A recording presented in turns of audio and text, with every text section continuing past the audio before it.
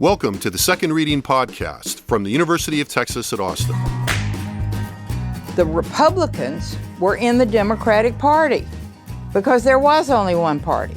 So I tell people on a regular basis, there is still a land of opportunity in America. It's called Texas. The problem is, these departures from the Constitution, they have become the norm. At what point must a female senator raise her hand or her voice to be recognized over the male colleagues in the room? And welcome back to the Second Reading Podcast. I'm Jim Henson, Director of the Texas Politics Project at the University of Texas at Austin. Joining in today by Joshua Blank, Research Director of the Texas Politics Project. Good morning, Josh. Good morning. I would judge you excited by the prospect of the Austin FC season opener. I mean, you're playing it cool, but... I've been on a slow increase in my intensity and excitement, and I can barely keep it inside now. We're that close. We're that close. You're doing a pretty good job. I'm trying. So... I'm going to take Friday off, though. Oh, yeah, I think that's fair. No, you got to really warm up. You want to rest up for the big festivities on Saturday here. Exactly. So last week was a big week for getting a few of the final early stage indicators of the legislative agenda in Texas in place. I like the way you put it. You said to me earlier, it's the end of the beginning. Yeah, and I think that I was just looking at the House Appropriations, so one of the subcommittee meetings, one on the education article before we came in, and certainly feels like, it's happening now. But again, I mean, to be a little more direct about it, early last week, Lieutenant Governor Dan Patrick unveiled Senate Bills 1 through 30, which I think we talked about a little bit in a kind of de facto declaration of his priorities that followed up on his previous declaration of his priorities in a press conference several weeks ago. Followed that. And of course, we commented on this last week. Not coincidentally, on Thursday, the governor delivered his State of the State address. And this is really where, another big shoe dropped, and that the governor unveiled his 7 emergency items. Briskly, I would say. And, thank you. I mean, that was a fast 30 minutes. It was a fast, right? I know. 28 or however long it was. As someone with kids who works during the day in the same space and then has to carve out time in the evening to watch something like this. Right. A nice 30-minute speech, appreciated. Yeah, no, I think you appreciate it in real time. I mean, you texting going, that was brisk. Yeah. So, and I think that's right. So, and of course, as I think we discussed last week, I mean, this is one of the, the points where the governor has, at least some leverage in the process, and it's an important public declaration. I don't think Friday morning Texans, from one side of the state or the other, were sitting at the breakfast table and talking to their families about the 7 emergency items the governor declared. But it is designed to have some resonance with some quarters of public opinion, which we'll get into, and more importantly, it's signaling to the legislature, in addition to as we discussed last week, the constitutional provision that allows the legislature to pass bills on these 7 items before the 60-day limit. Now, I doubt we'll see that, but we'll see. Yeah, and I'd add to that, there's a little bit of CYA here, too, which is, at this point, for the governor in particular, but even for the lieutenant governor, they can both now point to a list and say, at the beginning of the session, I said this. And whether it happens or not, they can point back to that as a point to say that it was a priority of theirs. Right. We communicated. We communicated with each other. We communicated to the legislature. We communicated to the public. Right. And that is a kind of,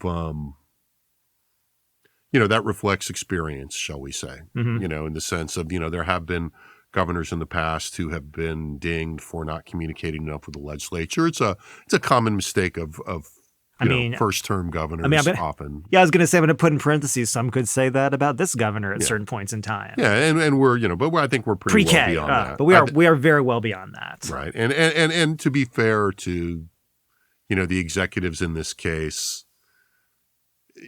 it's common for legislators to say, well, they didn't clearly convey their wishes. And then the governor says, well, we did. And then there's we did, we didn't, et cetera, et cetera. And it's fair to say this is a very public communication. a lot of communication goes on behind the scenes in ways that the Right. public doesn't seem with.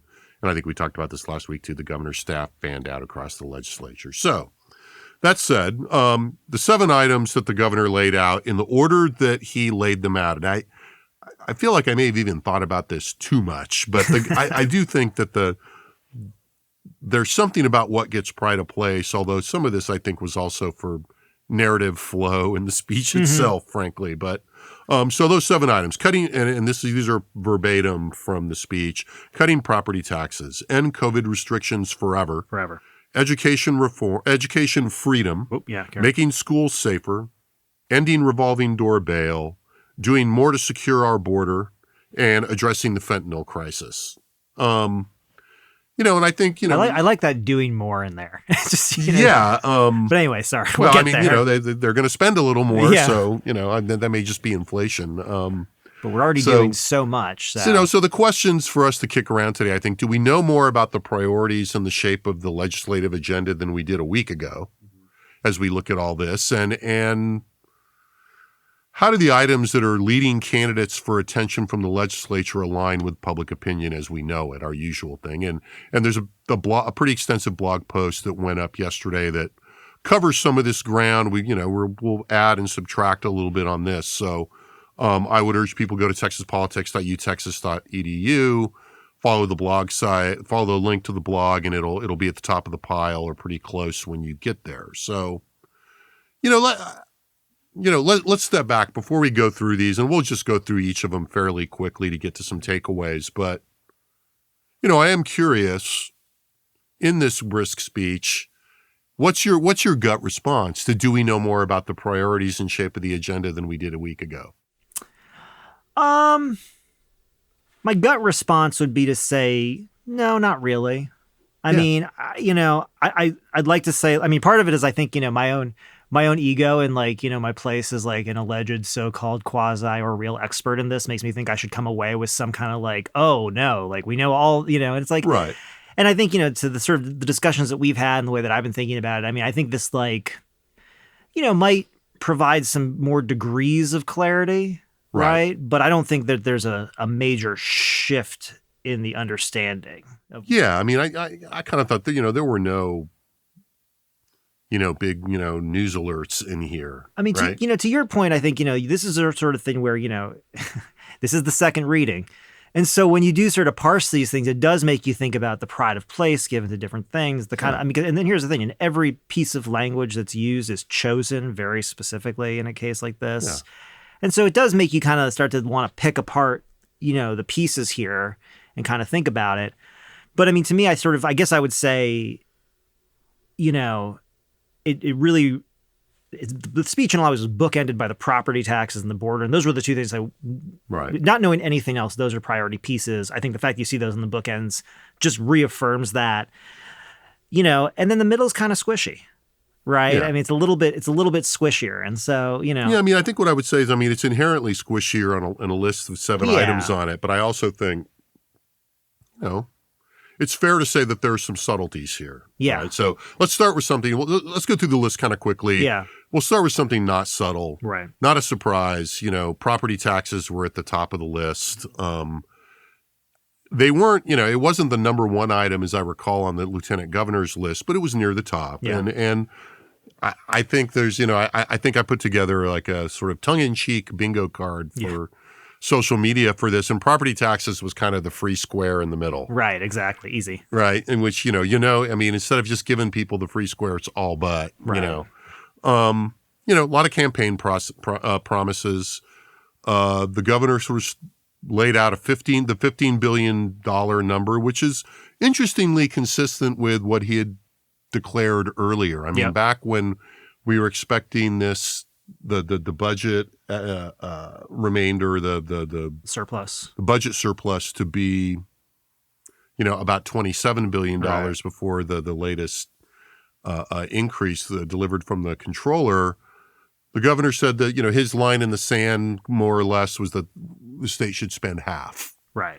So now that we're at 32.7, he's actually, kind of picked a middle point. Yeah, right. Right, at $15 billion. He's already negotiating. Right, which was interesting enough. And we can wave at public opinion, and I think there's something interesting in this. I mean, I think that the public opinion patterns in property taxes are kind of interesting in the sense that, when we asked people in our, I guess, October poll going into the election, what issues were, would be on their mind going into to vote. Right. As a standalone item, property taxes scored reasonably high. Yeah. Right. But when asked to say what was most important, it really slid pretty far down on the list. Right. And so there is a sense in which, I'm not saying that people don't care about their property taxes. And if, you're in a certain social circle, social milieu of property owners, and the issue of taxes come up, I mean, people would that own their home will be pretty quick to complain about property taxes in my anecdotal experience. But it's interesting that it's not quite as prominent and salient in public opinion as it is among elites right now. Yeah, I mean, it's just I think. Yeah, I mean, at least as we measure it. Yeah, I mean, we'll see. I mean, I think it's one of those things that the impact of, inflation in combination with the fact that, Texas's property values have, even though they've cooled, they certainly have still increased, dramatically year over year, even if you want to say for the last couple of years or the last decade or whatever time frame you want to put on it. I mean, part of this is like, there's something just so systemic about this, right? Which is just ultimately, there is something, systemic in two ways. I mean that. One, Republicans are always going to want to try to find ways to cut taxes. It's just hard to do it in Texas. Right. Right. There's only a couple points of leverage that they have to really address this. And they can't be too aggressive because they have so few points of leverage and the state is so big. Like, just ultimately we have a big budget, and so there's that kind of piece of it. The desire to constantly, be able to show that you're, fighting the good fight on taxes, makes this sort of a perpetual issue. At the same time, I think Texans are dissatisfied with their property taxes because it is the main form of taxes. And I mean, you get look, I don't really care what the system is. I mean, to be honest, but there's a public opinion point of this, which is like, it's just so obvious, which is like, look, if you're going to attach basically people's taxes to something they can't control, you're going to get conflict, right? Because their home value goes up, their income stays the same. All of a sudden, they're at a loss. And who do they blame? Well, they've got to blame some government, right? That's levying it. And the thing is, we've seen this. So, at the end of the last session in October 2021, we asked people at the end of all the last sessions, basically to rate the legislature and state leaders on a list of issues. I think we did about 12 issues. Yeah. And property taxes was third from the bottom overall. Only 20% of Texans gave the legislature and state leaders an approving review on their handling of property taxes. Slightly higher than the electric grid, 18%. Slightly higher than the foster care system, 15%. So if you think about I hope people listening to this know, if you think about all the troubles we've had in the state's foster care system, they got 15% approval for handling of that. Property taxes, 20%. Among Republicans, it was only 29%. Yeah.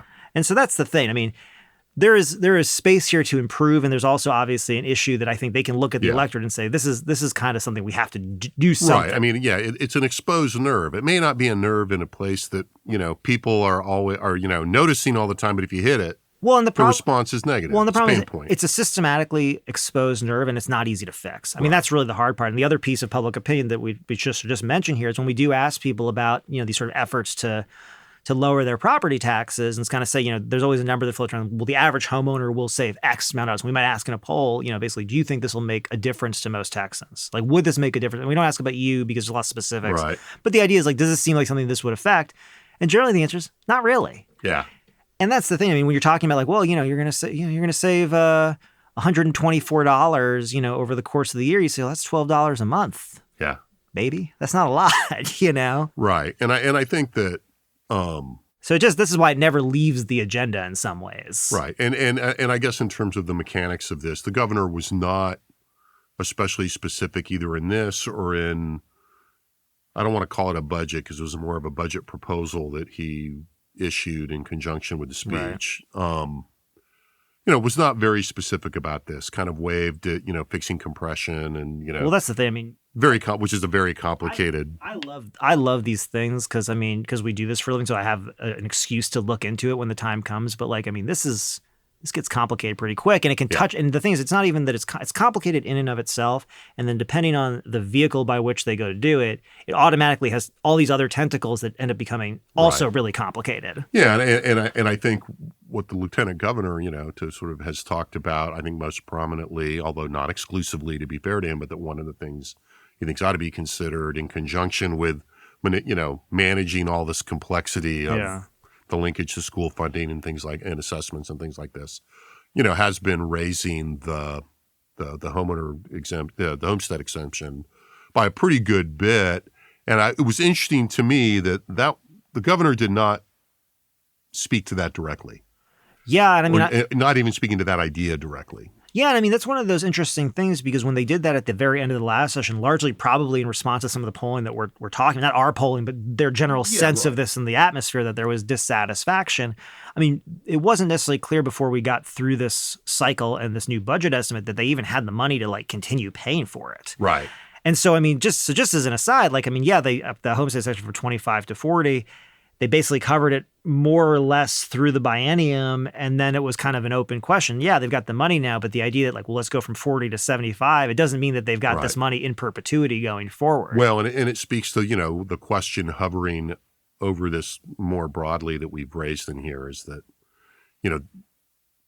if you're inviting recurring costs on this moving forward, everybody, I think, has been urged by the controller and by, anybody who kind of knows what they're talking about, not to consider this very much a one-time shot, right? And so, all right, so moving on, I would say that, having said there weren't a lot of big surprises, I was a little surprised at the elevation and the pride and the kind of pride of place given to the end, to the declaration of the item saying that, the end of COVID restrictions would be one of the emergency items. Now, I don't want to, it's not inconsistent with where the governor has been on COVID. It's certainly tied into, the governor saying that he's not going to end this, the disaster declarations related to COVID until the legislature acts on making sure that local governments can't, act in ways that are, not desired by the governor or his allies. And it's a way of signaling that he wants the legislature to act. And I realize, of course, there's the awkwardness of President Biden having already signaled that national emergency conditions will be ended in May. So I get all that. But it was pretty odd to have that be the second item. It just struck me as a little, I was a little surprised at the moment. I'm not surprised by the position, but I am surprised by where it sat in the speech, and I kind of felt like this could have very easily not been an emergency item. Yeah, I agree. I mean, I would say the more I look at it, it's like, the power of hindsight. But like when I look at this, actually, I think it makes a lot of sense. I think it provides, we always talk about like, we're talking about like in the Ukraine and stuff, like what's Putin's off ramp? It's like, well, what's Abbott's off ramp from this thing? Yeah. And, the thing is that his disaster declaration is very different from Biden's, and that, the idea here, and I just want to lay it out for people, what's sort of interesting about this is that, ultimately the governor declares a disaster declaration. And the idea is that he's supposed to do that so that he can circumvent laws in order to address the disaster. Right. In this case, the governor took the disaster declaration as a way to prevent local entities, basically counties, local municipalities, from engaging in COVID restrictions and precautions.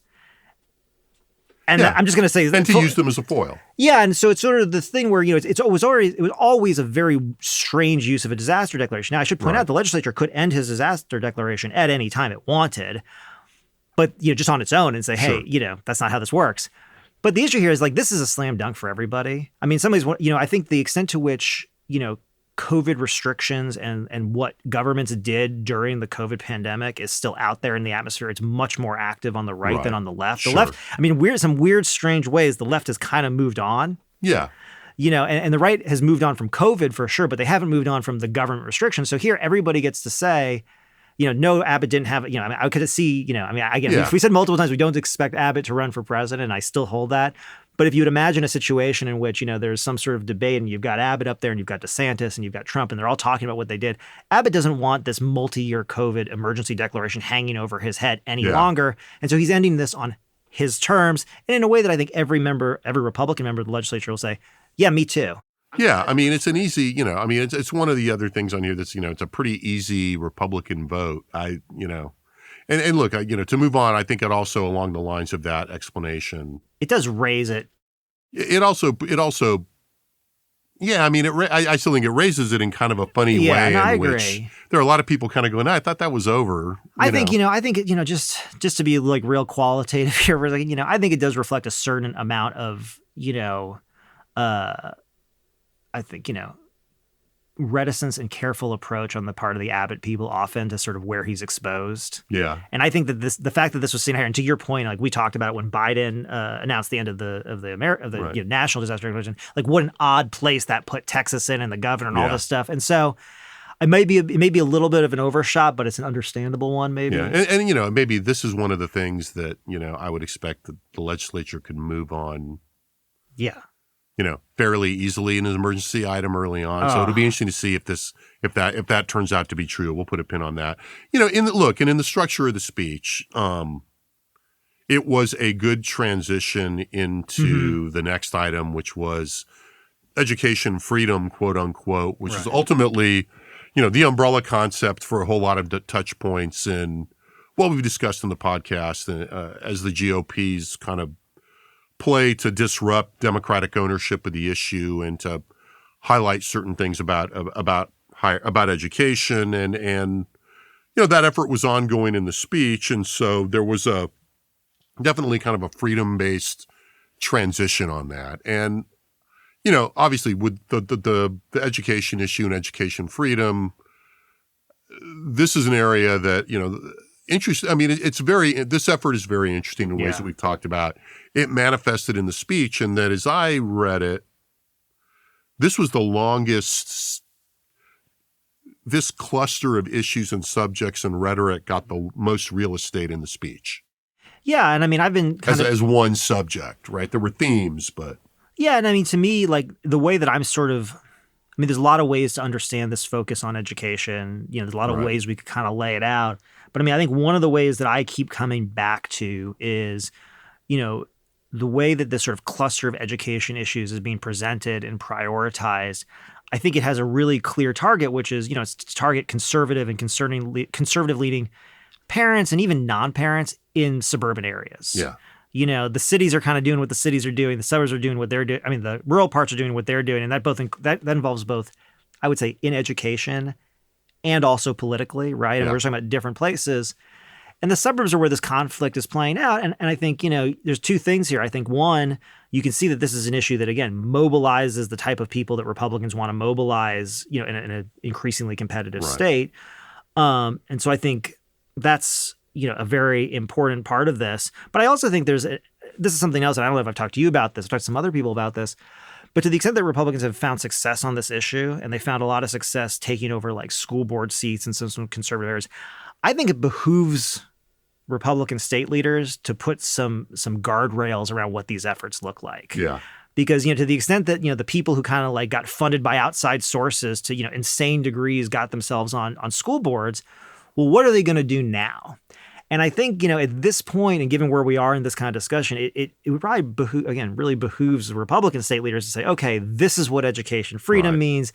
These are the rights of parents, because I don't think they want this to kind of be, just like anything else, left to every single ISD and their newly elected members, know? Yeah, I mean, I think there's exposure there. Yeah, I wonder. It's just it's a thought. Yeah, I mean, I think it's a lot of unknowns here as this plays out. I think I was interested in the speech and the way that the governor hit a lot of I was going to call them grace notes, but they're sort of discord notes. That are central to this discussion and that are lined out much more specifically in the lieutenant governor's priorities. And the lieutenant governor's priorities are also very education heavy.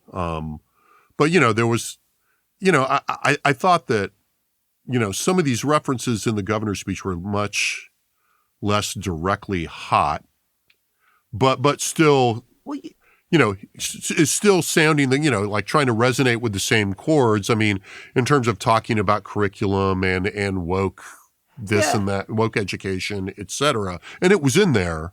But again, not quite as, not nearly as hot as Lieutenant Governor has been. I think he's trying to hit sort of the center point on this, and center point in the Republican Party. I mean, No, I mean, look, I know what you mean. I kind of put this in the blog post, right? There, on one hand, I mean, he does something that's different.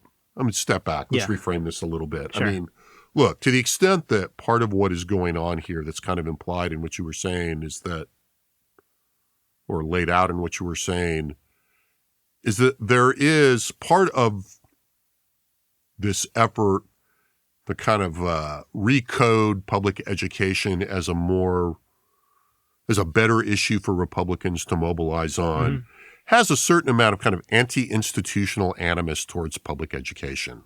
Yes. That is a critical of, the failures during COVID, or the difficulties in places, failures during COVID is measured by student achievement, et cetera, et cetera.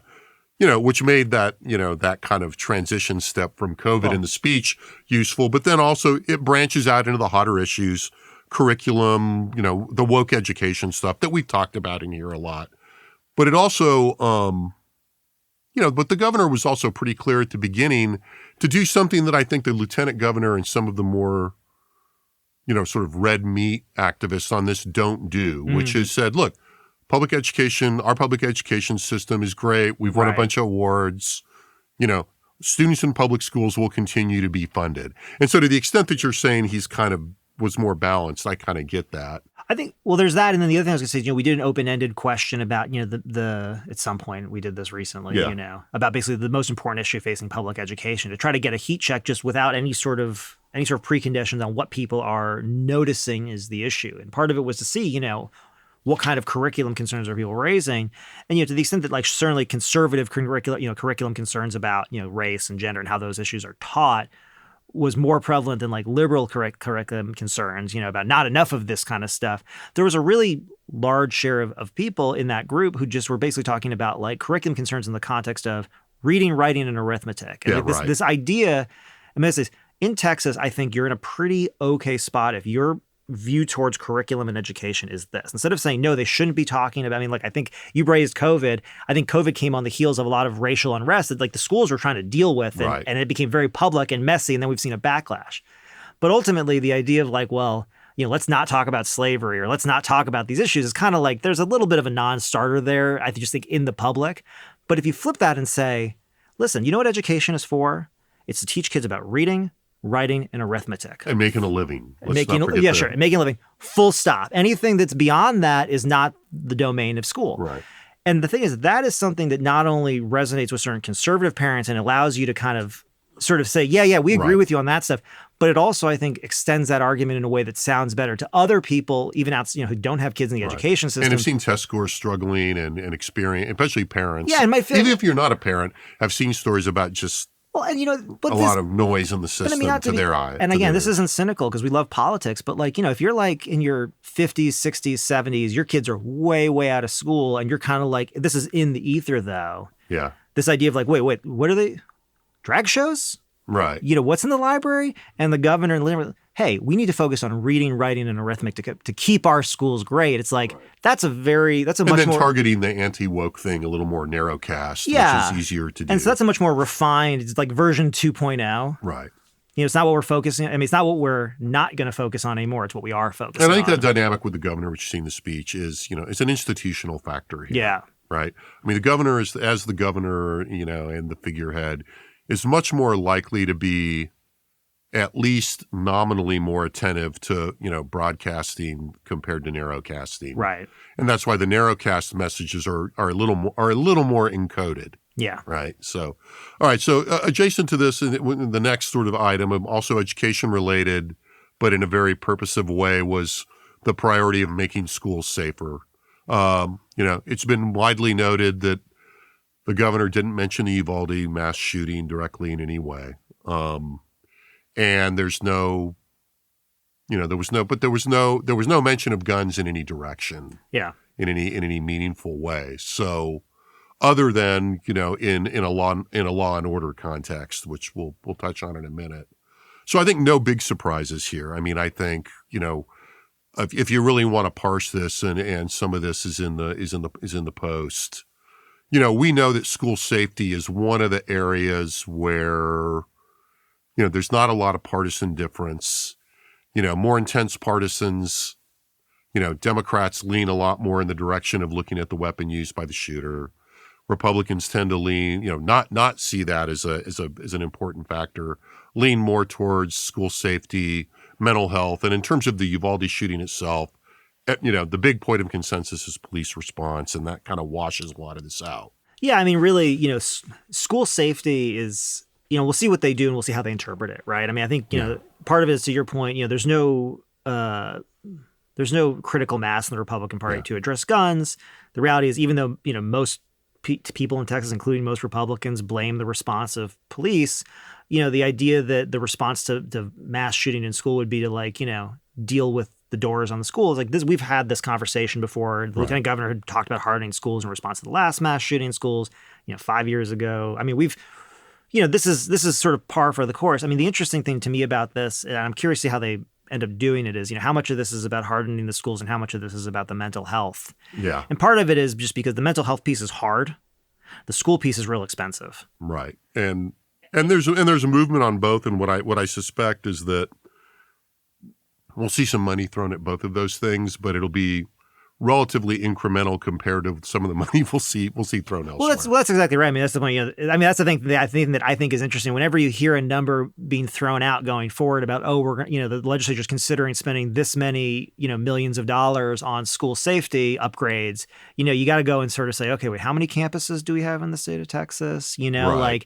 The usual school thing. And it's kind of like, it may sound like a lot and it may be very incremental. And, there's a lot more, like most things, when you start looking at the building codes and where they are, it's a lot more complicated and there's a lot of conflicting, stakeholders in that space.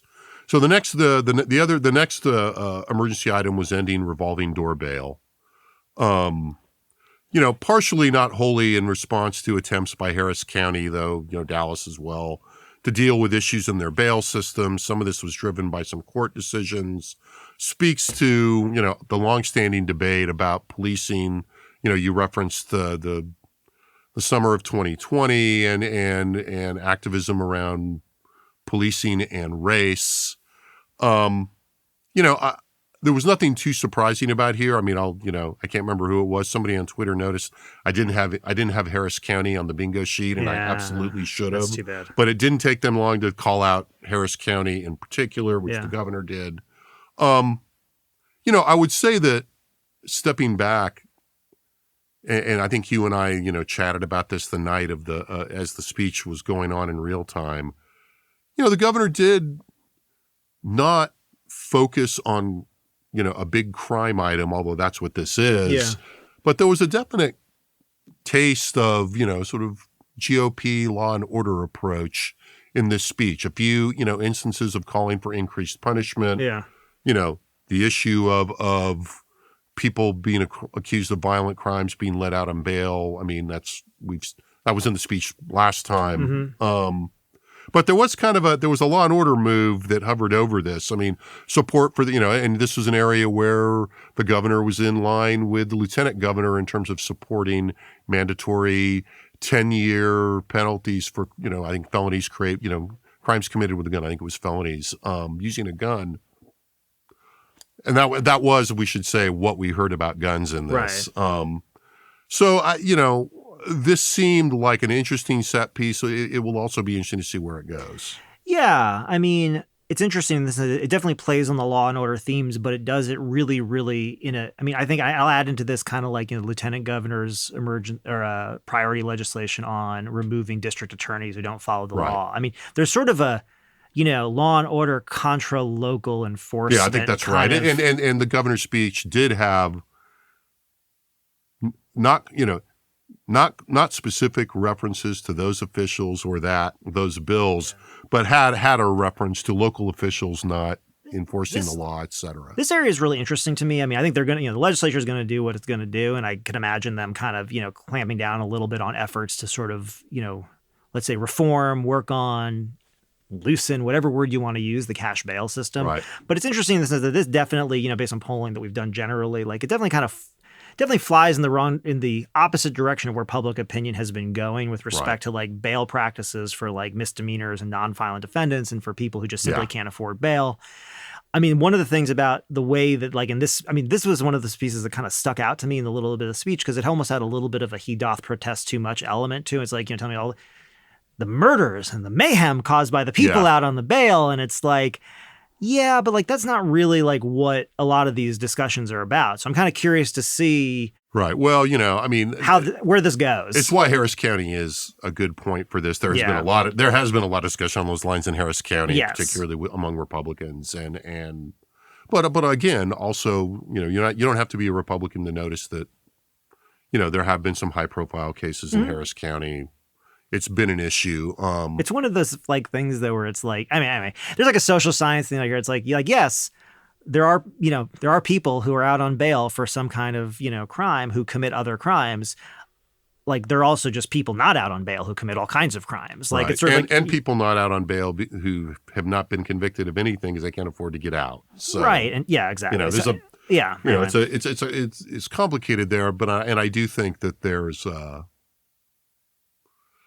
it's going to be interesting to see where the legislature moves, and just to hit on something you mentioned before we move on. I mean, it is one of those interesting turns where, if you looked at, the 2010s, what you saw was a really interesting dynamic in terms of bipartisan at the, kind of opposite ends of the political spectrum. And often when people say, well, the people at the, the opposite ends are kind of more alike than similar, I always think that's bullshit. Yeah. But in this case, it's not because they were more alike, but there was interesting coalition work between social criminal justice forces on the left and on the right that was percolating through the decade that really has hit a wall now. And I thought as sort of the libertarians on the right and the social progressives on the left had found common cause, and even some conservative, I think some fiscally conservative people on the right said, hey, this costs a lot of money. Yeah. The interesting thing, I'll just point this out, we can move on from this, but it's really interesting in the sense that, at a point in which, Republicans are sort of keep raising the issue of law and order, and especially in Texas's, major cities and lax enforcement, all this stuff, these places are still under a revenue cap. Right. So, there are not unlimited resources in these counties to actually go and fight crime, to prosecute every case, to put people in safe conditions in jails and prison. Like, just throwing that out there. Well, there's something interesting about how people have developed a reflex whenever something sort of disrupts the social order, to point to, well, this is about there not being enough police. This is about that whole discussion. Yeah. We had this car rally thing in Austin over the weekend, and you would think that this was like a homegrown thing that happened in Austin because all these muscle car drivers, they knew that, Austin was under policed, and it's absurd, right? This thing is a phenomenon that's been going on all over the country for a few years. It's just ludicrous, frankly. But all right, final item. Oh no, actually second to the last item. How can we forget this? And this is one of those things where I understand, doing more to secure our border, making border security an emergency item. No way border security could not be an emergency item. Slam dunk. But it also, and we beat this to death. We say on this podcast a million times about, the centrality of border security to the Republican political psyche in the state, particularly, both voters and elites. But you have to flag emergency item. This could also be, this is something where, there's no will to disagree with this emergency item that I've seen within the governing coalition. I think we mentioned last week, both preliminary budgets not only maintain the incredible increase in border security spending that we've seen over the last biennium, or, if you go back even the last about 3 biennia, but there's even something of an increase. So, there's not, this emergency, I think this is an emergency will be well received. One thing I'm sort of noticing as we talk about this, as we always do, some things. And one thing about this that's interesting, and I always think about slight adjustments that, about the rhetoric and the way, and you can see usually, there's an evolution that makes sense.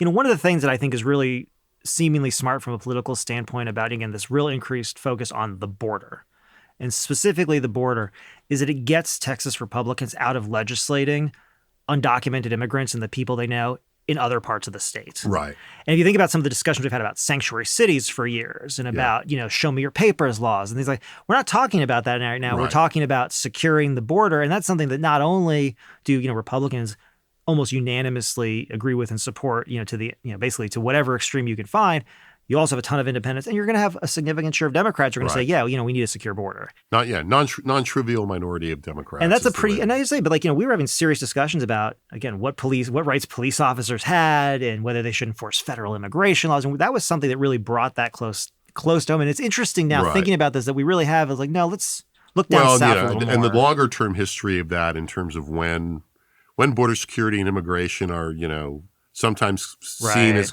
in conjunction, and other times, one tries to separate it. We've seen that fluctuate a few times. And I think you're right. There is something kind of interesting going on with that. Probably may have to do with the migration pattern. But, so, border security is in some ways, it's stepping back and again looking at the structure of the speech again. It's kind of the center of gravity of the bottom of the speech. Yeah, because the transition to border security really is within the rubric of that law and order theme that we talked about in the previous point. And then it follows over into the final emergency item, which is addressing the fentanyl crisis, which is real. And there are numbers out there, and this is getting a lot of national media attention. Yeah, today even. But also, for the governor, was squarely framed in the context of border security, the flow of illegal drugs across the border, the role of the border flows in feeding the fentanyl crisis. The fentanyl, confiscations, have been one of the metrics that sometimes in odd ways that the Abbott administration has used to justify Operation Lone Star. But to be fair, the governor has also been a little bit upfront in a way that I think surprised some people about making Narcan availability and funding an expanded Narcan availability program in the state, et cetera. Yeah, which had run out of funding earlier this year. Right. So I think I think we'll probably see that happen. So that kind of gives us the thing, sort of exhausted from going through every item. A few of the takeaways have, I think, kind of come up in this. I mean, again, more evidence that property tax reduction remains at the center of what's going on in how they figure the out how remainder to do of the that. session and what's going to happen with that, and the fact that something's going to happen. Yeah, and how they figure out how to do it and what it looks like is kind of the big question, but it's not whether it's going to happen. Yeah, and not, I'm not sensing a ton of distance here until they really, they'll get into the weeds and there'll be arguments about this. But to me, the property tax reduction that they're going to pick is going to be the one that's going to pass both houses. Right. Right. I think another thing that was interesting about the speech, and, this kind of speaks to things that we've been thinking about a lot lately. It's really going to be in my bonnet to some degree, I guess. But, Abbott does remain kind of the most prominent pro-economic development Republican in the state. I mean, it's interesting. He's now done 2 straight State of the State speeches with, a factory in the background. And there was lots of development, talk about economic development, credit claiming for the success in the state. And really, right at the beginning of the speech, for the 5 minutes that people might be tuned in before they figure out that, wait, my show's not on. That was very much consistent with what he did in the previous speech. And again, a lot of governors, you start with victory lap, and there's been a lot of ground to take victory laps in Texas and the economy for, given growth. But he went further. It was kind of low key, and it was only a line in the speech, but he did insert a plug for a successor program to the Chapter 13, Article 313 programs. And there wasn't the kind of slamming of woke business that we're seeing among a lot of legislators on Twitter, that we're seeing certainly from the lieutenant governor. No, that was saved for educators. And it was much more the woke business was applied again to, if you're going to take on an institution, you're going to say, what institution does Greg Abbott seem more enthusiastic about taking on in the battle against wokeness? Much more about public education and educational institutions, much less about business, where I think if you were to ask about the lieutenant governor, he's been pretty full-throated in both, and so is the Senate. And I think, just we were talking about this earlier today, and it seems like, it's almost, when you say that Abbott remains the most prominent sort of pro-economic development Republican, I say part of the thing that I think is sort of, shifting underneath the sand, you kind of have to remember is, I think we all have an assumption here that, aren't all Republicans sort of pro-economic development? Right. And we'd say, before we'd say, let's let's set off the few who are like kind of more concerned about, let's say, like social issues, about kind of grassroots activist kind of engagement. And that, and I think, I would encourage the listeners to think about, do you still think that assumption holds equally kind of across the Republican coalition the way you used to? I mean, I think to put it differently, I think we used to think about it a little bit as an either or, that, you've got these forces in the Republican Party that are focused on this one thing, and the other kind of thing is more or less fine. Yeah. And that goes for either, whether you're the social bucket person or the eco-devo bucket. But now that the sort of social, ideologically driven bucket seems to be sort of seeping into the other bucket, it's a different thing. And that's kind of what we've looked at that a lot. That is one of, I think, the notable differences between, and it's both a bit of content, point of emphasis, and tone in terms of the differences with the lieutenant governor. Yeah. Right. I mean, a couple of things specifically stuck out to me on that on the grid. Patrick billed the grid as a much higher priority in his announcement of both, his priorities in the earlier speech and in his first 30 bills. And the governor didn't make it an emergency item. Right. Talked about it a bit. Talked about, in general terms, wanting to generate more capacity, which is where the lieutenant governor is, I think, at this point in time, and has actually drawn a pretty rhetorically strong line in terms of saying if there wasn't something about, encouraging more, fostering more, generating capacity and building more capacity, that, he'd think it required a special session, which, since he can't declare a special session, implies that, he would hold something hostage for that. Right. So, a pretty blunt force bargaining statement on that. But and look, we've all known that the governor has stuck by his earlier declaration that, we've solved this. And he's probably encouraged by the fact that clearly the Democrats wanted to make an issue of this in 2022, and it fizzled. Right. Right. And it fizzled in the face of, no more recent stimulus. It was also, and we're always hesitant to mention this, I would also say that another notable difference was higher ed. Yeah. The governor's tone was, again, not full-throated support for higher ed as an institution. Yeah. But he did talk more about vocational training, workforce preparation, which has been a big theme. He's doing it from a high-tech factory just outside Austin. Been a big theme in the state. And that has not been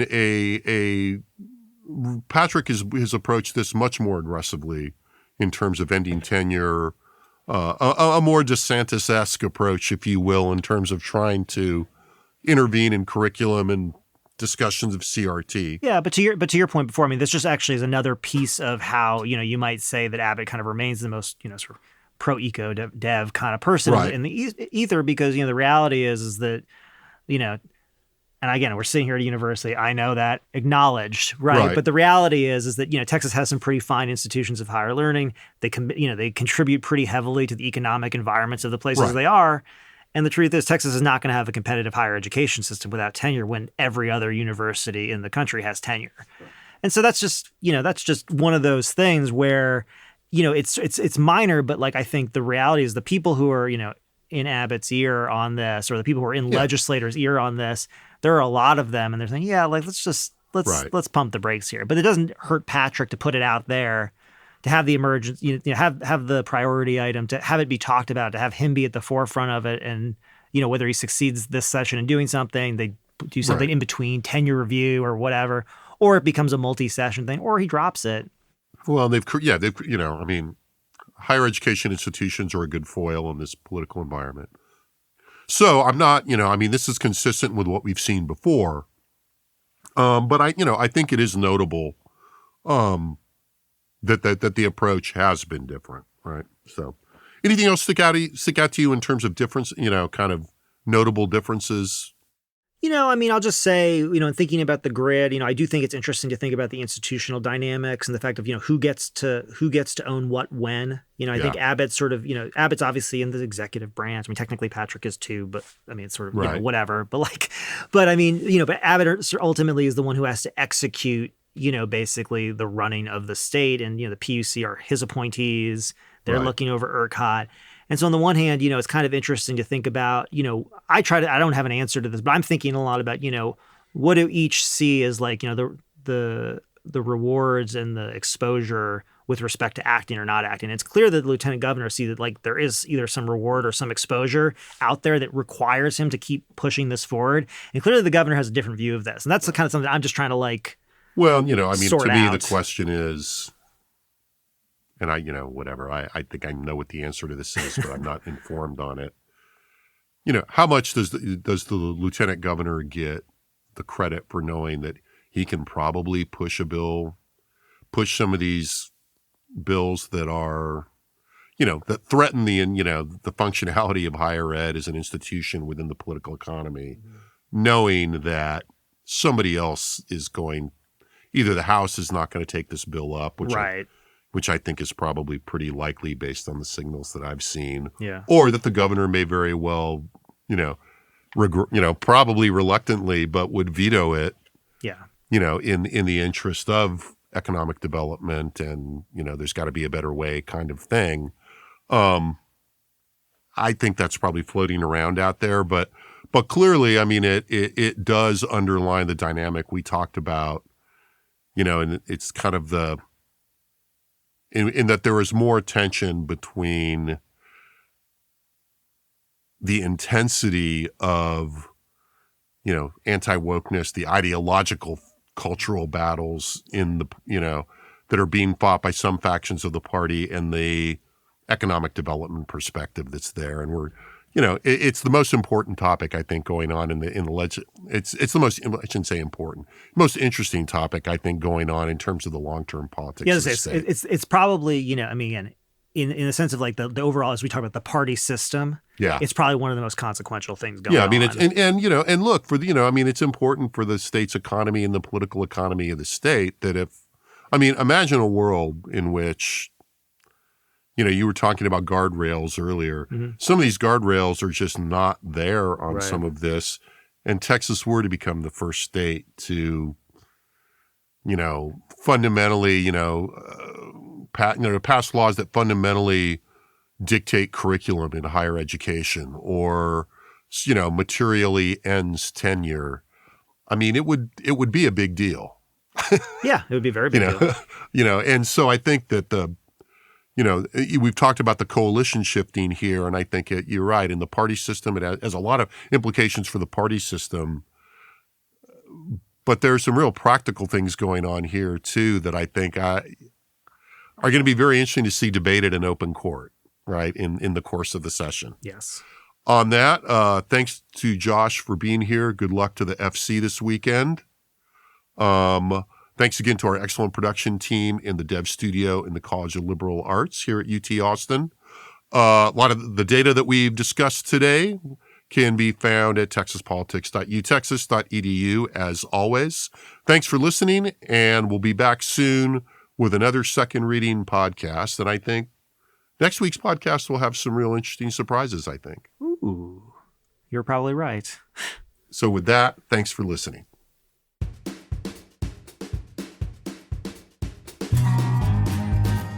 The Second Reading Podcast is a production of the Texas Politics Project at the University of Texas at Austin.